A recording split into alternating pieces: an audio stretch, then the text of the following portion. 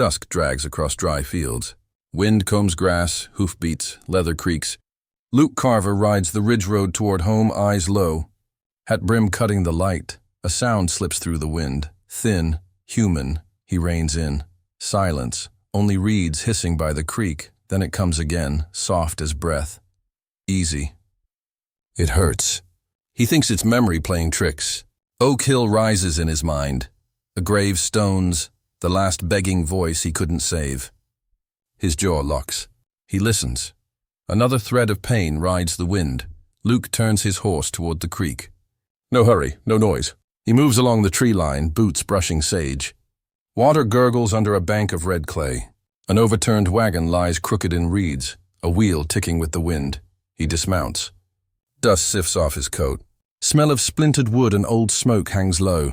A woman is wedged beneath the axle, bound at the wrists, dress torn, face streaked with dirt and blood. One eye opens to a sliver. Fear looks back. He crouches. No words. She swallows air like it hurts. A whisper breaks. Please, no questions. Just action, his knife answers. Rope fibers snap one by one, small gunshots in the hush. Her hands fall free. The skin is raw as scraped leather. He lifts her carefully. She's light and heavy with pain. His breath grinds. The horse steps once, patient. Across the flats the sun lowers to a blood coin. Dust goes red. Crickets start. Luke settles her in the saddle, swings up behind and turns for home. He doesn't look back. He doesn't need to. Someone will. Someone always does. Wind carries that promise down creek. Lantern light trembles against the barn walls, painting the air gold and ash. The woman stirs. A sharp breath, a flinch. Her eyes snap open, wild as a cornered mare. She jerks her wrists, and the rope Luke tied slips taut again. Don't, he says low. You'll tear it worse, she freezes. Looks at him. At the shadowed man by the post, sleeves rolled, blood drying on his knuckles. I had to, he mutters, nodding to the rope. Keep you still till morning. Her throat works. They'll come back. Just a whisper, but it cuts through the dust. Luke doesn't answer. He pours water into a tin cup, sets it down. She doesn't touch it. He takes a rag, dips it, wipes her wrists. Every stroke draws a hiss from her teeth. You got a name? He asks. Clara. The second syllable cracks. He nods once, stands, crosses to the barn door. Boot prints, fresh, deep, shine in the mud outside. Too many for chance. Lantern flame sways. The night outside groans alive. Wind, then coyotes, then something else. Laughter, distant, rolling, wrong. Luke moves the lantern off the window ledge, shadows eating half his face. He checks his rifle. Loads each round slow, careful. Behind him, Clara whispers again. You know them? He doesn't look back. Once. The old scar on his forearm throbs, pale against the dirt. He rubs it absent-mindedly, the past crawling under his skin like heat from an old fire. He sits by the door, rifle across his knees, eyes fixed on the dark, waiting, watching. The barn creaks, horses shift. Outside, the wind carries bootsteps that might just be memory, or the start of it all again. Morning breaks slow and gray. The barn smells of hay and smoke. Luke moves through it like habit, feeding, brushing, pouring water, each task quiet, clean, unbroken. His face shows nothing. Behind him, a small sound, Clara shifting under a wool blanket near the stove. She blinks at the light sneaking through the cracks. The smell of coffee curls toward her, bitter and warm. He slides a cup her way. She takes it with both hands, trembles. I thought I dreamed you, she says. Luke nods once. You didn't. For a while, only the stove crackles. Outside, the wind combs the fields. Then her voice comes again, thinner now. They came for a debt. Said my husband owed Reese. He tried to fight. A pause. They burned it all. Took me instead. Luke's hand stopped mid-motion. A bucket sloshes. Coffee steam fades. Reese, he repeats, quiet. Like the name itself weighs too much. She doesn't see the change in his eyes. How the calm folds inward. How memory drags him elsewhere. Harlan Reese, banker turned lord of the valley. Years ago, he came for Luke's land, too. Signed papers that weren't his, sent men who didn't knock. Luke buried them. Everyone. But Reese still breathes, still smiles at church on Sundays, still owns half the county. Luke stares at the barn door. Smoke from the stove becomes fire in his mind. The same orange roar, the same night his wife screamed his name through the flames. He never told what he saw that night. The men who laughed, the one who walked away. Reese, Clara whispers, "You know him?" Luke's voice roughens. "I remember him," a long silence. Only the wind in the grain, whispering ghosts back to life. He pours another cup, hand steady again. "Finish your coffee," he says. "You'll need it." Late light stretches long across the yard. Heat hums through the dust. Luke stands by the hitch rail, wiping sweat from his brow. When the sound comes, iron wheels grinding gravel, reins snapping. Voice is too confident. A wagon crests the ridge road. Rolling slow, dragging a tail of dust like smoke. 4 men, coats pressed, boots polished. Face is hard. Luke doesn't move. He keeps one hand on the post, the other near his belt knife. The wagon stops. Silence swells. Then a man climbs down, the one in front. Cobb. Broad smile, snake eyes. "Well, I'll be," Cobb drawls. "Luke Carver. Heard you took to collecting things that ain't yours." Luke says nothing. Behind the barn wall, Clara shrinks low, breath ragged. Her fingers dig into the dirt. Cobb's men spread out, circling slow. One tips the trough with his boot. Water spills, splashes against the dust. Another spits tobacco close enough to stain Luke's boots. "See, Carver," Cobb says, stepping closer. "You got something marked. Property of Mr. Reese. You hand her back, we call it even." "You don't—" He glances toward the barn. "Well, we burn this place again." The word again lands heavy. Wind pushes through the gate, whining through splintered wood. Luke's silence stretches. His eyes drift to the far ridge where smoke once rose years ago. The same smell, the same threat.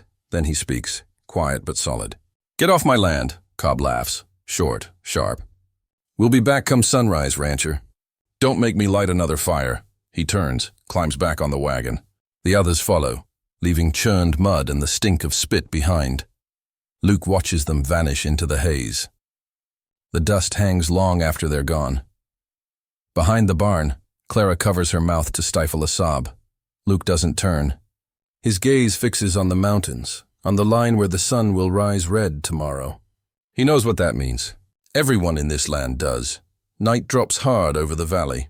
The barn groans in the wind. Luke moves quiet, measured. Saddle leather creaks. Hooves shift. He tightens the cinch by feel, not sight. The lantern stays cold. From the doorway, Clara's voice trembles. "You can't fight men like them." He slips the rifle strap over his shoulder. "I'm not," no other words. He steps past her into the night. Crickets fall silent as he rides down the ridge road. The air smells of dust and iron. The moon hangs white over the plains, washing the world in silver and shadow. His mind drifts. The past rides with him, the night his wife screamed, fire turning her voice to smoke. He'd refused to bend then. He won't now. The river finds him an hour later, its bed low and slow under the moonlight. He dismounts, boots sinking into damp sand. The water runs like glass, whispering secrets. Luke kneels near the reeds. Hands move fast, sure, trip ropes strung low across the path, rifle barrels buried and aimed toward the crossing. Every knot a prayer, every motion a memory. When he's done, he stands still, listening. The night hums. An owl calls from the tree line. He hums back, a soft, low tune, the one his wife used to hum to calm the horses. It trembles in the dark, almost human. He looks upriver, where the first light will fall, and breathes once through his teeth. Then he mounts up and turns homeward. Back at the ranch, the wind sneaks through the cracks.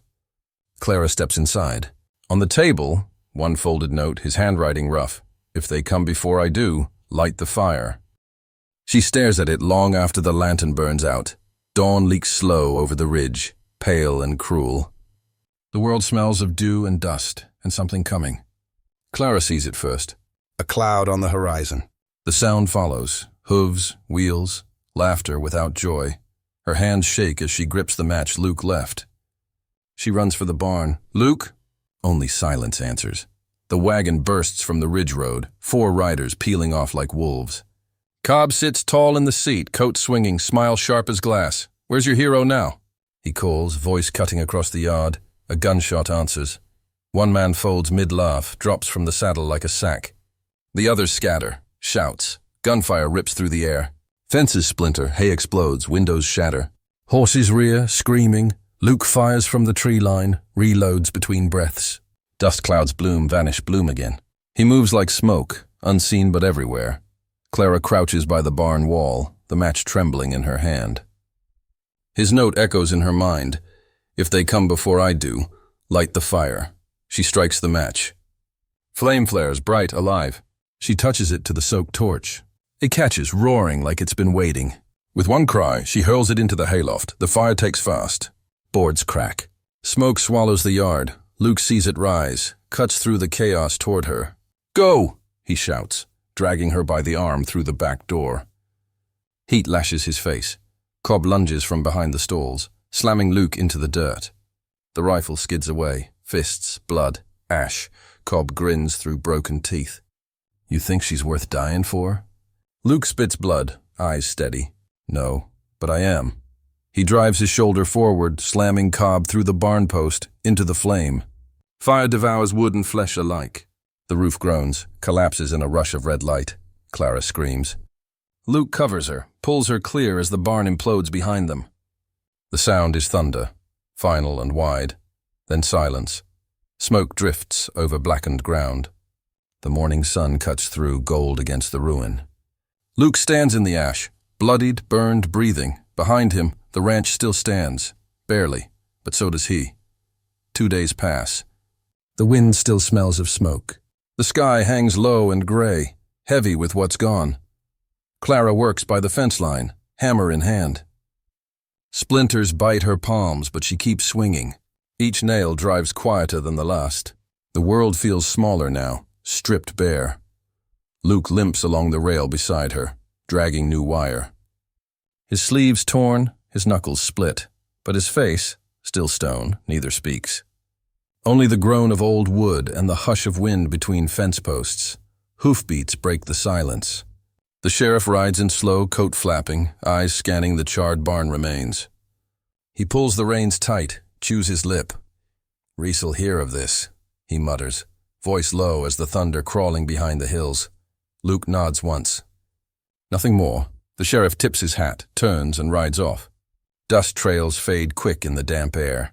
Clara watches him go, then says softly, "He'll come for you." Luke doesn't look up. Let him. The wind shifts, carrying rain and ash across the yard. A storm smells close. Later, they sit on the porch, 2 tin cups between them, steam curling into the gray. The fence stands crooked, but it stands. She glances at him once. "You do it again?" He stares toward the ridge. Already did. Under the porch, half buried in dirt and soot, lies Cobb's revolver, cold, waiting, clean of blood, but not of memory. A reminder. A promise. Weeks slip quiet through the valley. The grass returns first, shy and green. Then the wheat, taller each dawn, swaying like it never knew fire. The ranch breathes again, slow and scarred, but alive. Clara hums while she works, a sound Luke hasn't heard before. Soft. Almost laughter. It drifts through the yard, mixes with the clink of tools and the rustle of wind. Luke rides the fence line each evening, same as always. Hat low, rifle slung, eyes on the horizon. The sun sinks behind him in long strokes of gold and ember. He never looks back until the light's almost gone.